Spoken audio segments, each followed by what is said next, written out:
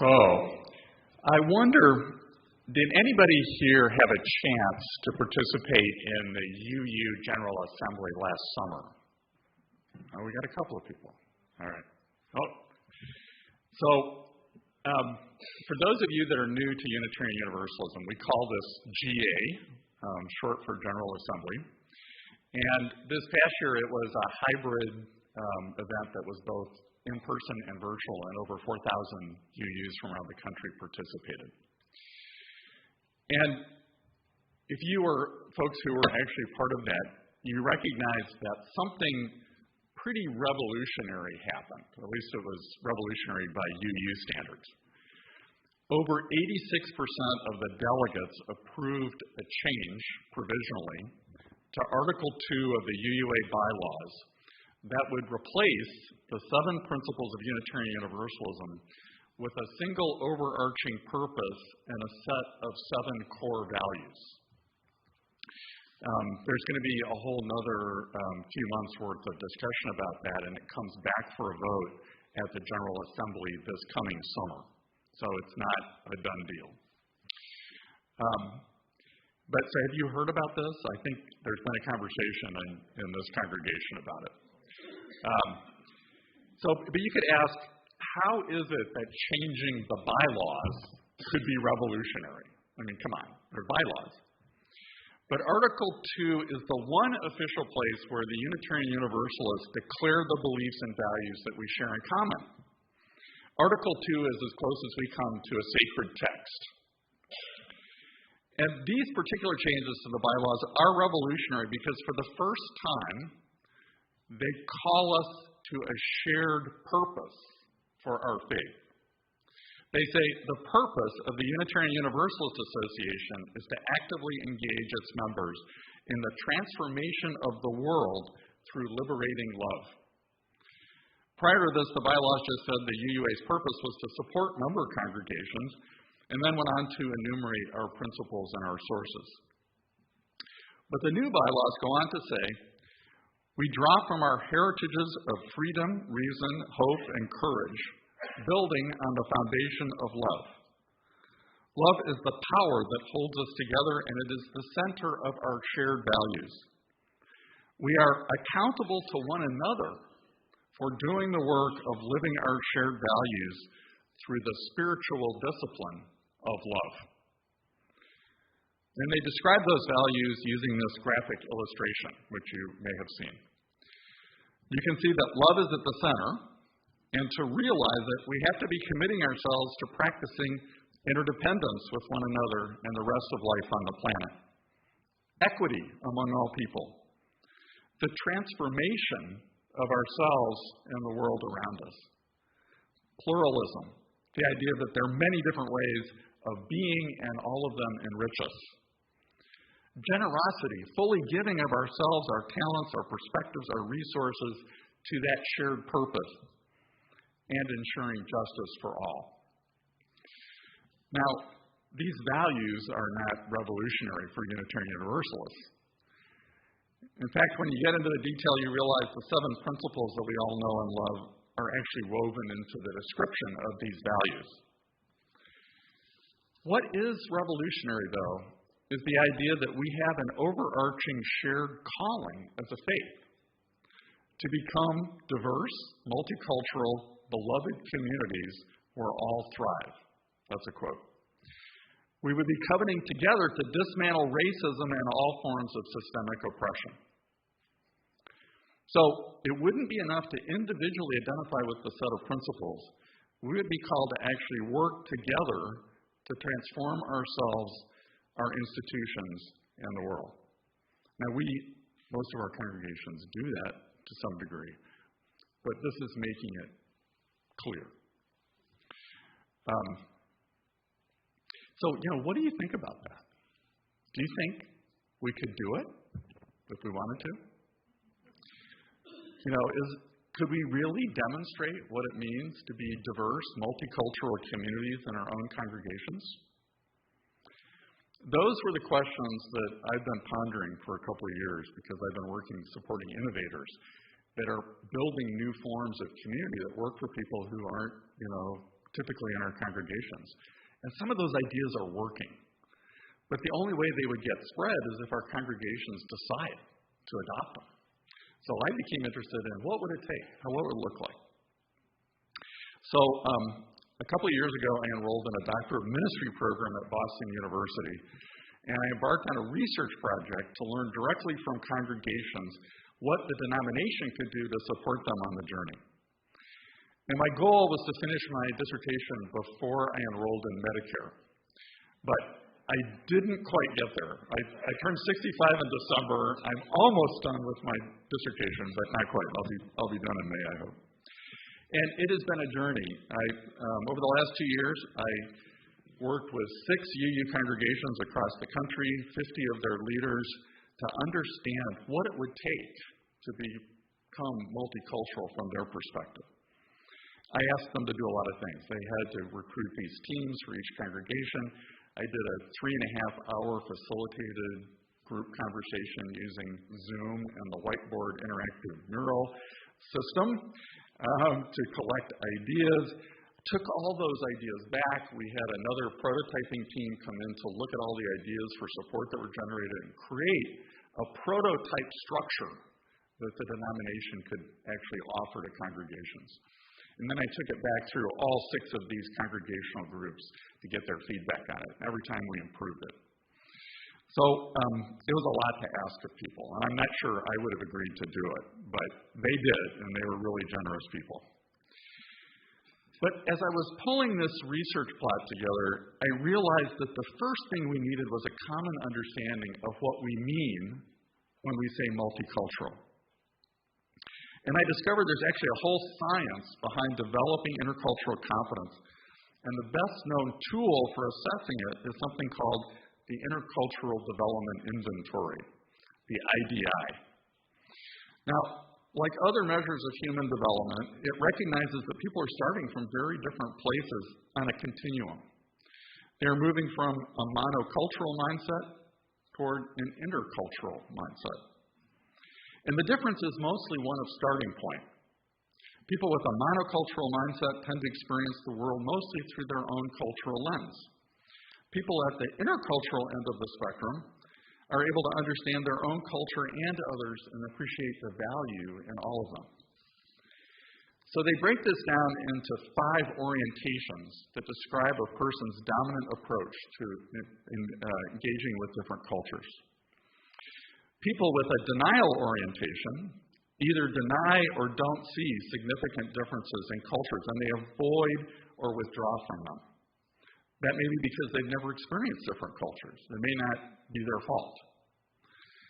People with a polarization orientation apply dualistic thinking to different cultures that make overriding value judgments about us and them. They see some cultures as inherently superior to others. And that can work 2 ways. Some people may see their own culture as superior, but others can see their culture as fundamentally bankrupt and believe another culture is fundamentally better. That's called reversal. So white supremacists would definitely have a polarization orientation. But the reverse of that would be white people who've decided that their own culture is bankrupt and other cultures are inherently superior. People with a minimization orientation recognize that there are important cultural differences and they aren't judgmental about them, but they tend to downplay them in pursuit of common values. Who does that remind you of, by the way? And this could be summarized by the feeling that most of us have when we say, why can't we just all get along? I identify with that feeling. We recognize their cultural differences and we appreciate them, but we don't really want to deal with them. People with an acceptance orientation accept that there are different cultures, that most have positive aspects that are very valuable, and that we'd be well served to understand them so that we can work together to our mutual benefit. And then people with an adaptation orientation have become very fluent in adapting how they engage with people from different cultures in a way that reflects an understanding of them and helps actually build trust with them. Unlike what's represented in this chart, though, the distribution of these orientations is actually a bell curve. The vast majority of us have a minimization orientation, since that's by far and away the most frequent. It's unfortunately named because the world would be a pretty great place if everyone emphasized common values. Some people here would probably be in acceptance, and if you have had a lot of experience crossing cultural boundaries, you might actually be fluent at adaptation. But most of us are in the middle. Most of us are in the minimization camp. And by the way, I administered the IDI to all 50 of my congregational leaders in my study, and we look just like the U.S. population as a whole, validated across hundreds of thousands of people. So we are similar to the population as a whole in intercultural competence. And by the way, the IDI research that shows us that all of us think we're more competent in this regard than we are. My own IDI profile says that. But beyond the individual assessments, I want to highlight some important insights that came out of the IDI research. The first is that these orientations are not innate. They are not inherited. This is not an IQ test or a personality type indicator that purports to represent who you are as a person. All of us are capable of growing in intercultural competence because, where we show up on the IDI is mostly a reflection of the experiences we've had in our lives. If you grew up in some very remote location, you've only been exposed to a limited set of cultures. We can all grow in competence. We just have to have more experience. We have to encounter different cultures and work across them. Second, this framework applies to all kinds of cultural difference. It's not just about race or ethnicity. It applies to differences in religious, life stage, political cultures even. Third, developing intercultural competence is not necessarily about agreeing with what other people think. It's about being able to understand their culture well enough to see the valuable aspects of it and to identify what we do have in common values, but still disagree with other parts. That requires a degree of personal security. My faculty advisor is a psychology professor who runs the Danielson Institute at Boston University, and he spent most of his career studying this subject. And he's concluded that the single largest determinant of intercultural competence is self-differentiation. In other words, we have to be deeply grounded in who we are and what we believe and what we value in order to be secure enough to approach people from different cultures without fear of being lost or submerged. We have to be able to call on our own self-differentiation, our own sense of purpose. So to thrive in a multicultural world, we got to learn to have some different practices, different patterns. To borrow a metaphor that's especially relevant to those of us who live in Florida, this process is like the adjustments we need to make in going from signaled intersections to roundabouts. This one happens to be in Sarasota, where I live. We're all comfortable with conventional intersections because we know the rules and not much is demanded of us. We don't have to pay attention to what other people are doing. We can stay in our own lanes. We can stay straight ahead. We can, enjoy our tunes. We can fume about the other people who are causing traffic problems. But in approaching a roundabout, we have to slow down. We have to look around. We have to pay attention to what other drivers are doing and try to anticipate where they're going to go before we move ourselves into traffic just at the right time. It feels a little risky. We have to pay more attention. We have to act more intentionally. But guess what? It works a lot better. Traffic flows more smoothly. There's no more sitting and fuming. It's kind of exhilarating. People merge fluidly together and go around the twists and turns of a roundabout once you get used to them.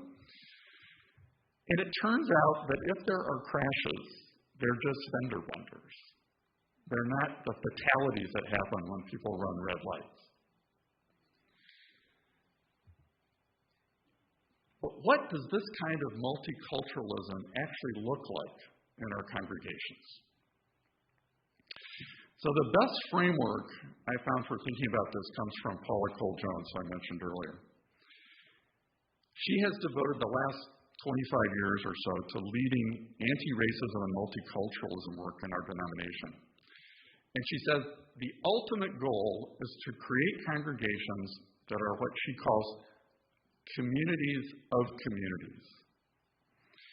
She says that the predominant paradigm in many of our congregations is one of family. Like families, most of the people present share the same dominant cultural background. There may be a few people from outside the dominant culture who identify with the purpose or values of the congregation, but most of what the congregation does is an expression of the dominant culture. And that limits the belonging and the participation of anybody who's not a part of it. But a multicultural congregation is a community of many communities. All those yellow bubbles you see on the graphic there. There are numerous groups of people with different interests and life experiences and needs, and you have them in your own congregation. They might be the choir. They might be the social justice committee. They might be the RE program folks. They might be a young adult group or a racial affinity group. But belonging to these smaller groups allows people to find their own spiritual growth and expression while also identifying with the larger congregation as a whole. And these congregations have permeable membranes. That's what that bubble is with the arrow in it, kind of coming in. And what that means is that people from a different culture or who have a different interest or a need can come in and be supported in forming a group that meets their own different needs. People are open to that kind of practice and experimentation. But here's the most important thing. These multicultural communities are spiritually vital because no matter who you are, you can feel you belong. You can build connections to others who share your interests. You feel seen, heard, valued. You have the opportunity to exert your own leadership and fulfill your own sense of purpose. And you are enriched by the opportunities to learn and grow that are all around you. So, armed with these perspectives, I asked each congregation to identify one specific group that they would like to serve better. Think about what they would have to do differently to meet their needs and to do a little exploration about what those needs are. And then I asked them to think about what kind of support they would want to have from the denomination. I know you cannot read this, but I wanted to show you all the ideas for support that came up with out of these 6 different congregations. I think the number one item on the list was money. If you give us money from the UUA, we can solve this problem, which is probably not going to happen in a significant way. But more importantly, there were tons of really great, thoughtful ideas that came out of it. So we got together the prototyping team, we took all of this, we worked on it, we created essentially 4 building blocks. The first is intercultural competence and inclusion. These all, by the way, have actions associated with them. So the action here is to actively co-liberate, meaning to welcome, make room for, invite the leadership of at least one group of previously underserved people from the larger community. In these congregations, sometimes they were located in a place where there were a lot of Spanish-speaking folks. Sometimes it was at local African American communities. Sometimes it was young adults. Sometimes it was kids in the neighborhood, people that they wanted to serve differently. And they went out and actually explored what do they need and began thinking about that. So these congregations that I talked to, by the way, were pretty far down the path on understanding the fact that there is systemic racism, understanding the reality of oppression in the larger world. But they actually needed to reach out to their larger communities and invite people into belonging. They couldn't just expect them to show up. The second is congregation-wide revisioning. So all these congregations had formed teams to lead their multicultural efforts. They were already serious about this. But the congregation as a whole had not been involved yet.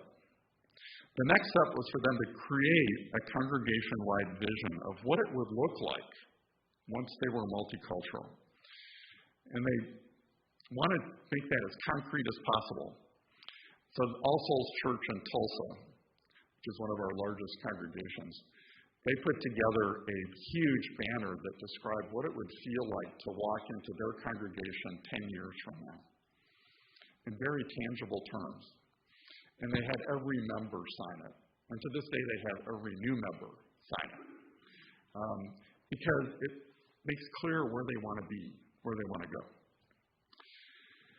The third building block is proactive experimentation and evolution. If congregations are going to become a community of communities, they need to institute a process for developing and experimenting with new programs that meet the differing needs of different people. Instead of trying to institute ways of doing things that will apply forever to everyone, they have to get used to trying things out for a limited time. Failing occasionally. Usually it takes 3 tries to get something done. And not betting the farm on any one idea, but providing the room for people to try out some of these ideas. So the goal there is to go from having one way of doing things to having multiple ways of doing things. Finally, and related, they need to adopt new ways of leading change, making specific changes to governance that invite ideas and leadership and decision-making from every community within the congregation. My home church in Sarasota, we're doing that as we speak. We're canvassing each of the communities in the congregation with what's missing for them. What would they like to do to meet their own needs? How could we support them in doing that? But the point is, if you want to change culture, you can't just talk about it. You actually have to change the way you do things. It's the practices by which people learn culture. And there are a lot of good tools for doing that. So, as you can see in this snapshot, we have identified a whole set of essential supports that the denomination could provide to help congregations in each of these 4 building blocks. And I am not going to go into it now because it would take the rest of the afternoon. But I am just going to say that it's coming. And we are working diligently on how to put it together. And our next test is going to be, could we get a handful of congregations to actually try to walk through these steps in a pilot program. But, it's also true that not every congregation is going to become multicultural in all the ways that we might like to be. The main limitation is the community you live in and what cultures are present in that community. For example, you probably cannot attract a Bible Block membership if you don't have a critical mass of African Americans in your community to start with. But you might ask, who locally could really benefit from a progressive spiritual community? Are there young adults who need a spiritual home for dealing with their unique challenges? Do you have LGBTQ folks who need support and refuge beyond what you already offer? Do you have people in recovery who have special needs? Do you have significant numbers of people who are living with disabilities? Or maybe a group of caregivers who want to learn from each other in a spiritual home? I don't know. But it's a good question to ask yourself. This is a community that's pretty diverse in a lot of different ways. Who else, who would be next on your list of folks that you'd like to welcome and learn about? I don't know the answer to that. It's a question. Could you make room for some of these folks if they showed up to actually build a community within your congregation? Could you have the flexibility to let them try out their ideas?